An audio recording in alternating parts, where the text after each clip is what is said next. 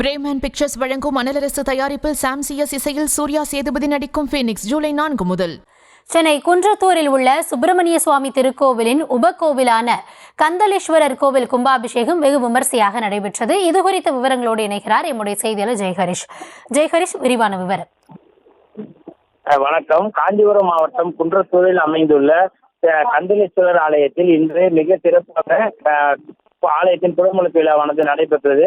அசுரன் தரகாசுரனை அழிக்க முற்பட்ட முருகன் மற்றும் படையுடன் திருப்போரூர் திருத்தலத்தில் நடந்த போரில் தரகாசுரனை முருகன் வதம் செய்தார். அந்த சம்ஹாரம் முடிந்ததும் மனம் அமைதி பெற திருத்தணியை நோக்கி புறப்பட்டார். அப்போது வழியில் குன்றத்தூர் மலையின் மீது அமர்ந்தார். அப்போது குன்றத்தூர் மலையில் தங்கியிருந்த முருகன் ஒரு சிவலிங்கத்தை உருவாக்கி பிரதிஷ்டையும் செய்து பூஜித்தார். கந்தன் உருவாக்கி பூஜித்ததால் கந்தலீஸ்வரர் என்ற பெயரில் தனி கோயிலானது தற்போது இங்கு அமைந்துள்ளது.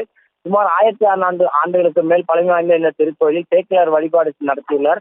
12 ஆண்டுகளுக்கு ஒரு முறை நடத்தப்படும் குடமுழுக்கு இந்த ஆலயத்தில் வெகு விமர்சையாக கொண்டாடப்பட்டது குறிப்பிடத்தக்கது.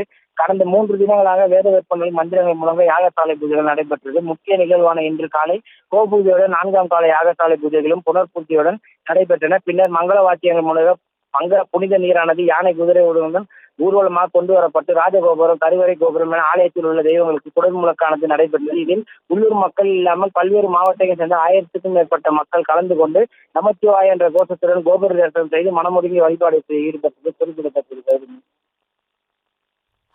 விவரங்களுக்கு நன்றி ஜெயஹரிஷ். பிரேமன் பிக்சர்ஸ் வழங்கும் அனலரசு தயாரிப்பில் சாம் சிஎஸ் இசையில் சூர்யா சேதுபதி நடிக்கும் ஃபீனிக்ஸ் ஜூலை 4 முதல்.